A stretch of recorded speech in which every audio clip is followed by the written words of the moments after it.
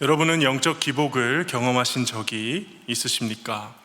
신앙이 좋을 때는 참 좋은 것 같아가도 무너질 때는 크게 무너져 너무 자신에게 실망하고 속상해한 적은 없으신가요? 2016년도에 중등부를 맡을 때 일입니다. 저는 가지 않았지만 함께 중등부를 맡았던 담당 목사님이 중학생들 한 10여 명을 데리고 인솔에서 단기 선교를 다녀왔습니다. 선교가 정말 좋았던 것 같습니다. 다들 은혜를 많이 받았고 특별히 선교 중에 기도회를 많이 했는데 어떤 학생은 예수님의 환상까지 봤다면서 감격하면서 간증을 했습니다. 그래서 간증을 듣는 저희도 너무 좋았고 다음에 우리도 갈 수 있으면 좋겠다 그렇게 생각을 했죠.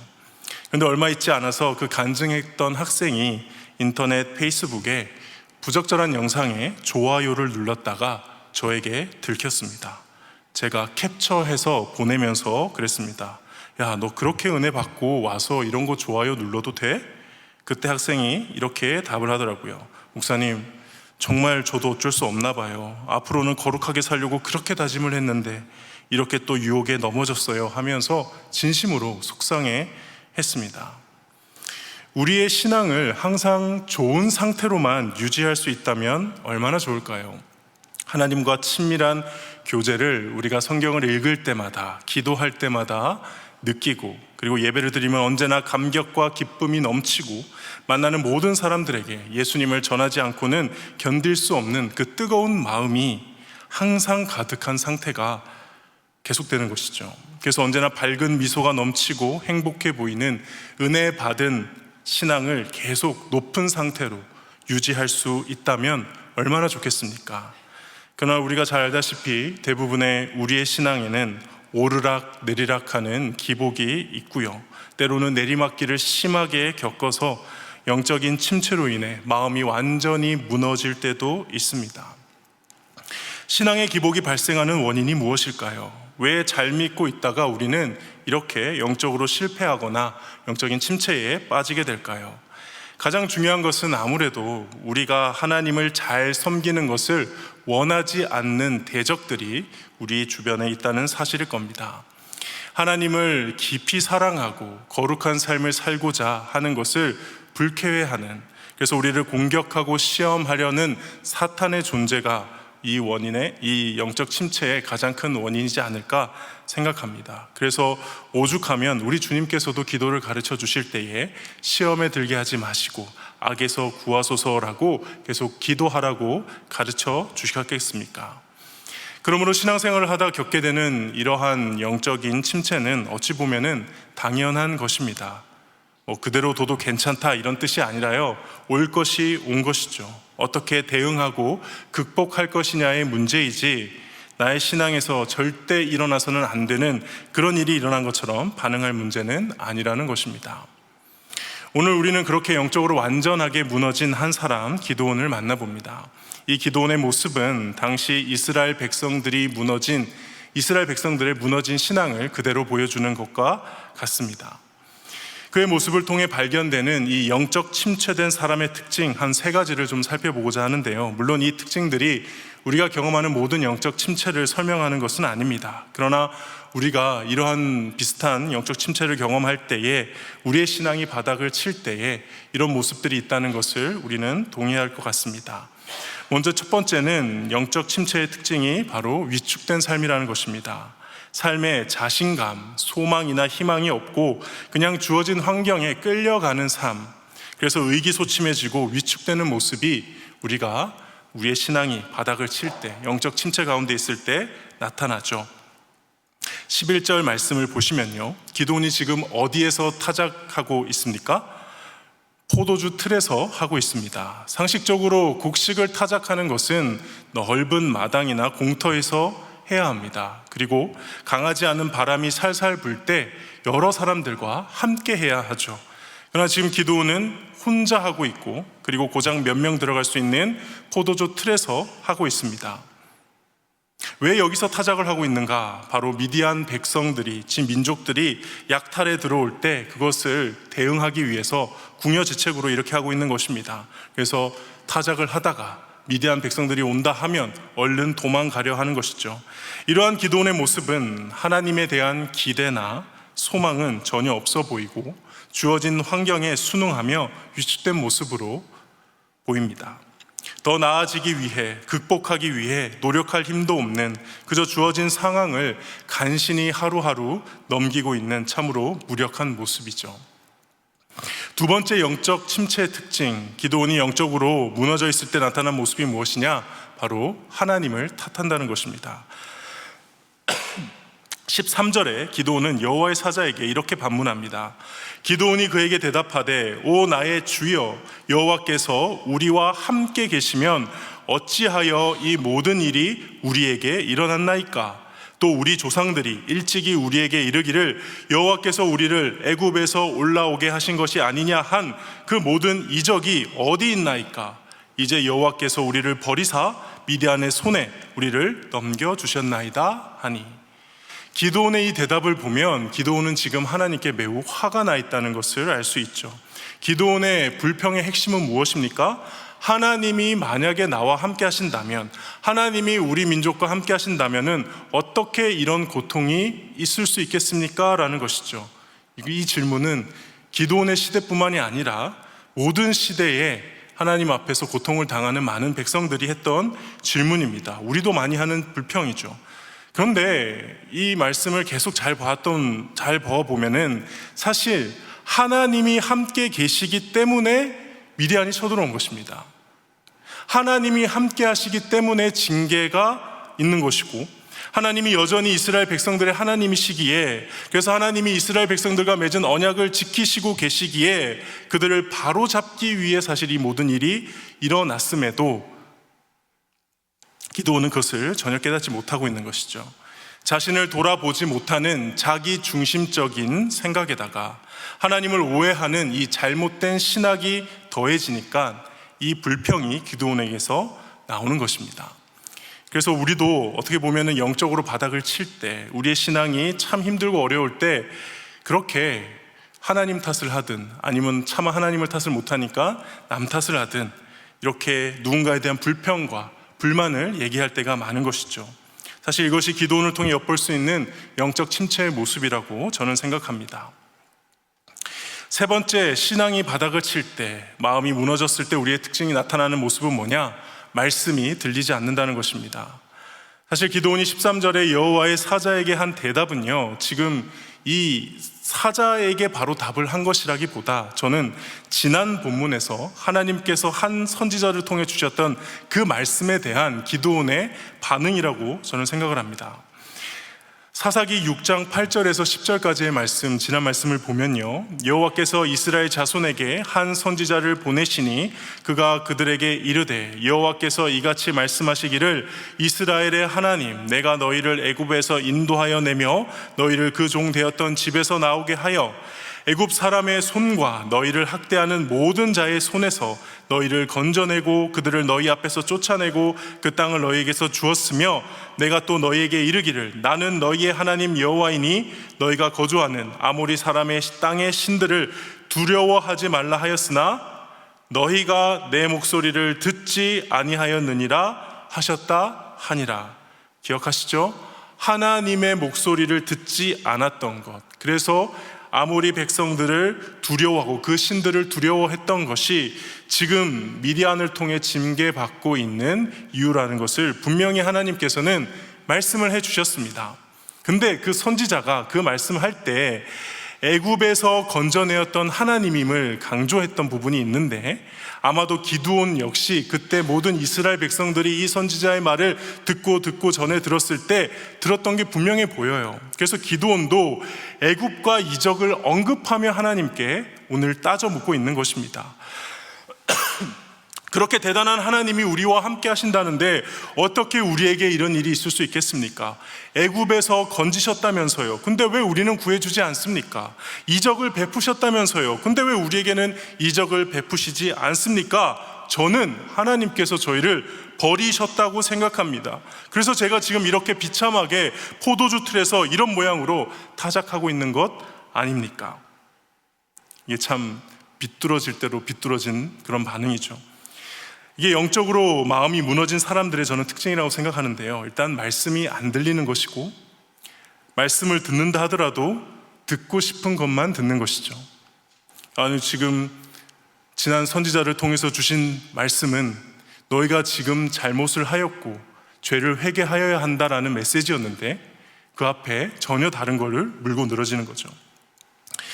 저와 여러분들은 어떻습니까? 오늘 저와 여러분들의 신앙생활의 위기를 혹시나 우리 삶 가운데 경험하고 있지는 않습니까? 소망도 기대감도 없이 교회에만 나오지는 않습니까?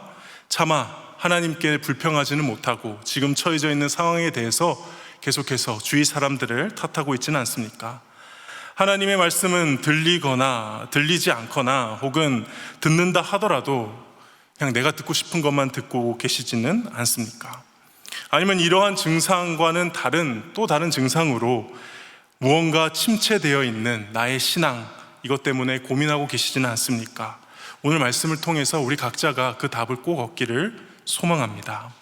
그렇다면 우리는 어떻게 우리에게 찾아온 이 신앙의 무너짐 또는 영적 침체를 회복할 수 있을까?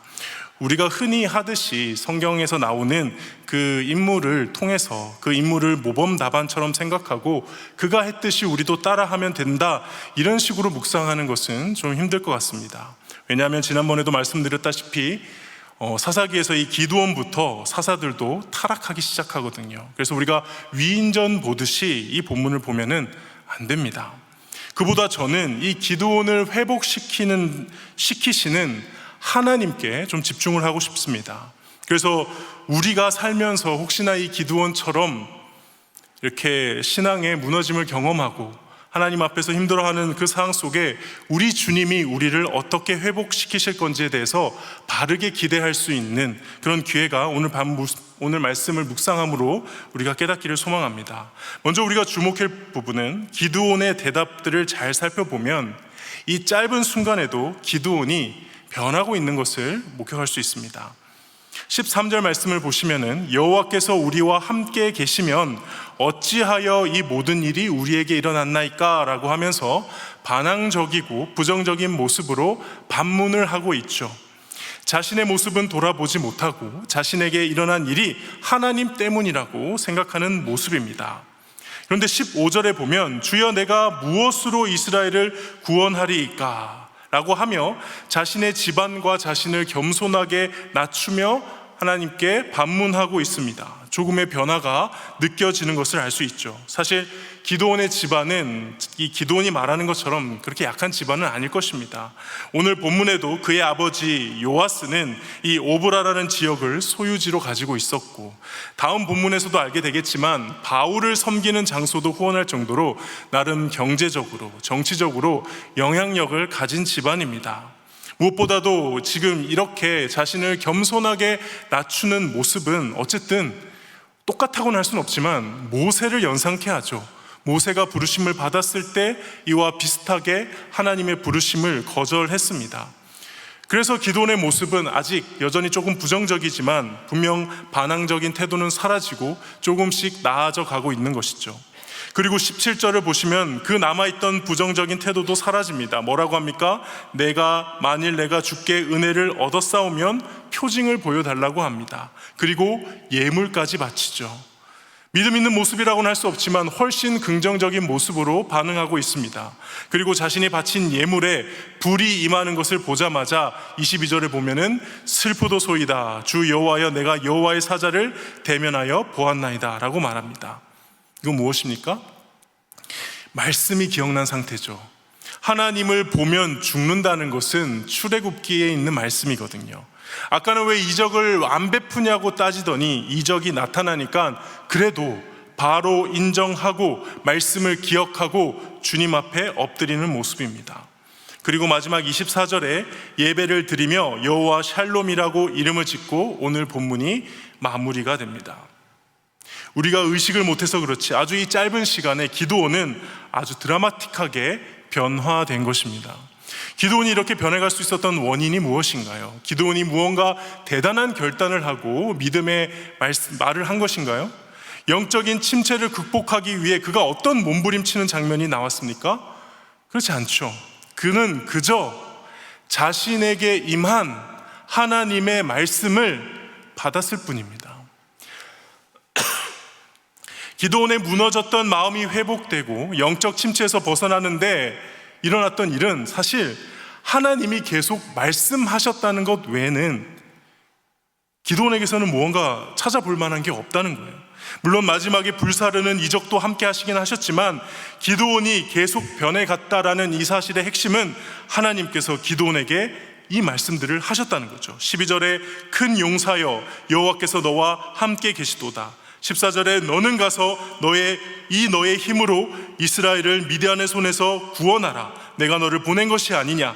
16절에 내가 반드시 너와 함께 하리니 내가 미디안 사람 치기를 한 사람을 치듯 하리라. 자세히 보면 하나님께서도 이 기드온의 불평에 답을 안 하세요. 하나님이 함께 하신다면 어떻게 나에게 이런 일이 있습니까? 라는 이 질문에 지금 답 안 하셨고요. 나와 우리 집안은 약하고 작습니다 라는 이 말을 바로잡기 위해 더 많은 말로 설득하지도 않으셨습니다. 그저 지금 기드온이 들어야 할 말씀만 계속해서 전하고 있죠.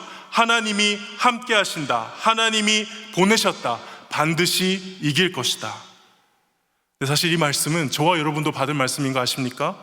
예수님께서 이 땅에 오셨을 때 어떤 이름으로 오셨습니까? 임마누엘, 하나님이 우리와 함께 하신다. 그리고 예수님이 떠나실 때 마지막으로 하신 말씀이 무엇이었습니까? 내가 세상 끝날까지 너희와 함께 하리라. 그리고 그 전에 이 말씀도 하시죠. 너희는 가서 모든 민족을 제자 삼아라. 오직 성령이 임하시면 너희는 내 증인이 되리라. 내가 너희를 보낸다는 거죠. 사실 이 기드온이 들었던 말씀이나 저와 여러분이 예수님께 들은 말씀이 다르지가 않은 겁니다. 근데 이 말씀이 계속 기드온에게 임하자, 그리고 그 말씀이 표징으로 증명되자 기드온은 점점 변하더니 아직 기드온의 입장에서 이해되지도 않고 모든 질문의 답이 해결되지 않았음에도 불구하고 그는 회복이 되었습니다. 아직 포도주 틀에서 타작해야만 하는 이 비참한 현실이 전혀 해결되지 않았음에도 불구하고 그는 하나님의 부르심의 자리로 나갈 수 있게 되었습니다. 기드온을 살린 것은 무엇입니까? 바로 하나님의 말씀이죠. 하나님의 말씀은 살아있고 활력 있어 좌우의 날선 어떤 검보다도 예리하여 혼과 영과 및 관절과 골수를 찔러 쪼개기까지 하며 또 마음의 생각과 뜻을 판단하시나니. 결국 기드온이나 저와 여러분이나 그 어떠한 무너진 상황 속에서도 우리를 다시 살리는 것은 하나님의 말씀인 줄 믿습니다. 말씀을 마무리하겠습니다. 제 인생에서 가장 큰 시련을 겪었을 때가 2011년이었습니다. 정말 제 인생에서 지우고 싶은 1년이었습니다.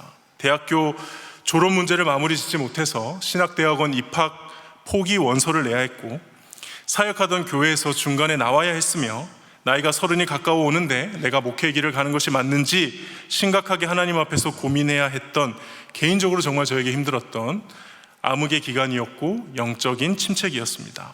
그때 저의 모습은 오늘 이 기드온의 모습과 똑같았습니다. 의기소침해서 사람들을 만나지 못했고요.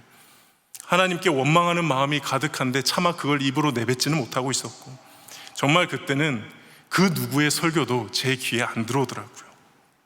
근데 하루는 이러다 죽겠다 싶어서 너무 낙심이 되고 힘드니까 정말 교회를 가기는 싫었는데 어떻게 하다 보니 새벽 기도를 갔습니다. 그때 본문이 이사야 42장 말씀이었습니다. 내가 붙드는 나의 종, 내 마음에 기뻐하는 자, 곧 내가 택한 사람을 보라. 내가 나의 영을 그에게 주었은즉 그가 이방의 정의를 베풀리라. 그는 외치지 아니하며 목소리를 높이지 아니하며 그 소리를 거리에 들리게 하지 아니하며 상한 갈대를 꺾지 아니하며 꺼져가는 등불을 끄지 아니하고 진실로 정의를 시행할 것이며 그는 쇠하지 아니하며 낙담하지 아니하고 세상에 정의를 세우기를 이르리니 섬들이 그 교훈을 앙망하리라. 잘 알다시피 이 말씀은 예수님에 대한 예언이죠. 근데 그날따라 이 말씀이 꼭 하나님이 저에게 해주시는 말씀과 같이 다가오는 거예요. 그 벅찬 감격이 밀려오는데 감당이 안 되는 거예요. 하나님, 이거는 예수님에 대한 예언인데 이 말씀이 왜 저에게 감동이 되죠? 왜냐하면 성경을 이런 식으로 읽으면 안 되거든요. 앞뒤 문맥에 살펴서 그 뜻을 정확하게 해석해야 하고 해석된 것에 맞춰서 묵상을 해야 하는데, 그날따라 이거는 내 말씀이 아닌데, 이거는 예수님에 대한 말씀인데 이 말씀이 나한테 들리는 것 같은 너무 신기한 경험을 했습니다. 그래서 하나님, 이거 이렇게 해석하면 안 되는 거 아닌가요? 라고 계속 엿주는 기도를 하는데, 그래 맞아, 그렇게 해석하면 안 돼. 근데 지금 내가 너에게 주고 싶은 말씀이야. 너도 이 말씀에 예언된 예수님을 따라가렴. 이렇게 해석하면 안 되지만 그 순간 저에게는 그게 너무 다가온 거예요. 이 말씀을 개인적으로 받은 것 위에 사실 변한 건 하나도 없습니다. 여전히 저는 신대원을 다시 준비해야 되는 힘들고 어려운 상황이었고요. 아무것도 해결된 건 없는 상황이었지만 아직도 기억납니다. 예배당 나올 때 그 벅찬 기쁨과 다시 한번 해보자라고 새 힘을 얻었던 것을. 왜냐? 제가 이 모든 내용을 그때 너무 감격해서 제 싸이월드 미니 홈피에 썼거든요. 지금 돌이켜보면은 그런 식으로 하나님이 그때 말씀으로 저를 다시 회복시키시고 다시 한번 힘을 주시고 은혜의 자리로 나올 수 있도록 인도하셨다는 것을 깨달을 수 있었습니다. 근데 우리 여러분들도 저와 같이 이런 경험이 다 있으시지 않습니까? 어쩌면 우리가 그렇게 힘들고 어려운 영적 침체들이 매 순간순간 있었음에도 그때 듣게 되는 하나님의 말씀, 설교 말씀, 큐티 말씀, 혹은 다락방에서 나누었던 그 말씀들이 어찌 보면 저와 여러분들을 지금까지 여기까지 인도해 온 것 아니겠습니까? 우리가 경험하는 이 마음의 무너짐, 바닥을 치는 신앙, 영적 침체, 이 모양은 어쩌면 저와 여러분들이 다 가지각색으로 경험하게 되겠지만 결국 우리가 회복을 위해 돌아가야 할 곳은 이 하나님의 말씀인 줄 믿습니다. 하나님의 음성이 들리는 자리, 그곳에 우리의 진정한 회복이 있고, 하나님의 음성, 말씀이 우리에게 선포되어지는 그 자리에 우리의 소망이 있고, 그곳에 우리의 가야 할 길을 발견할 수 있는 줄 믿습니다. 넘어질 때마다, 힘들 때마다 하나님의 말씀의 자리에 나와서 다시 일어서는 저와 여러분 될 수 있기를 주님의 이름으로 축복합니다. 이 시간 함께 우리 찬송하며 나아가겠습니다.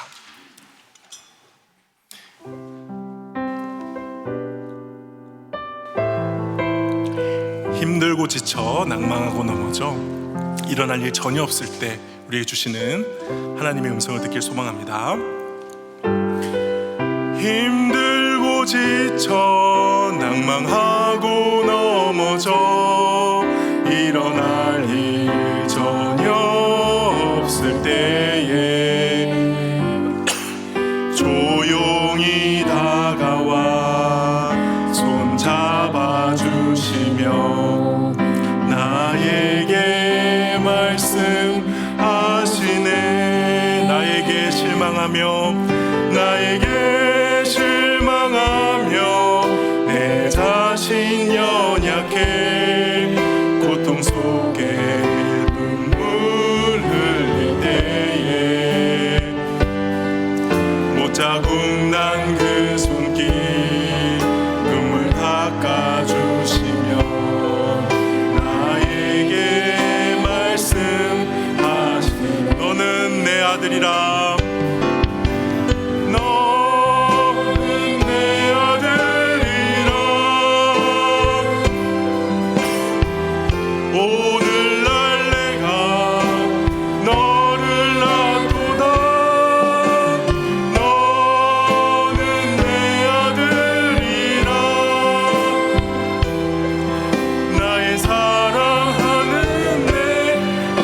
하겠습니다. 힘들고 지쳐 낭망하고 넘어져 일어날 일 전혀 없을 때에 조용히 다가와 손 잡아주시며 나에게 말씀하시네. 나에게 실망하며 내 자신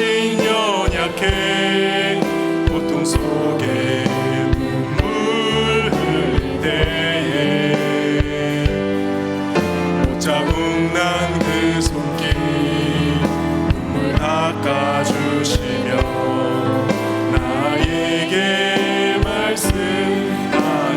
너는 내 아들이라. 너는 내 아들이라. 오늘날 내가 너를 낳도다. 너는 내 아들이라.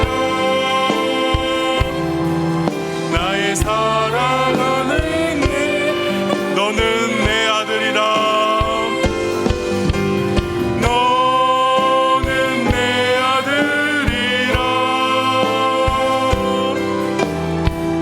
오늘날 내가 너를 낳도다. 너는 내 아들이라. 사에 사랑하는 내 아들이라.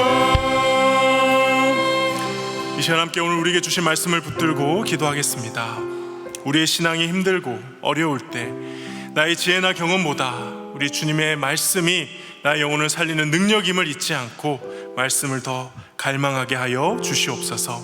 나의 영혼을 살리는 것은 다른 그 무엇도 아닌 하나님의 말씀임을 잊지 않게 하여 주옵시고 더욱 말씀을 사모하는 자리로 나아가는 저희들 되게 하여 주시옵소서.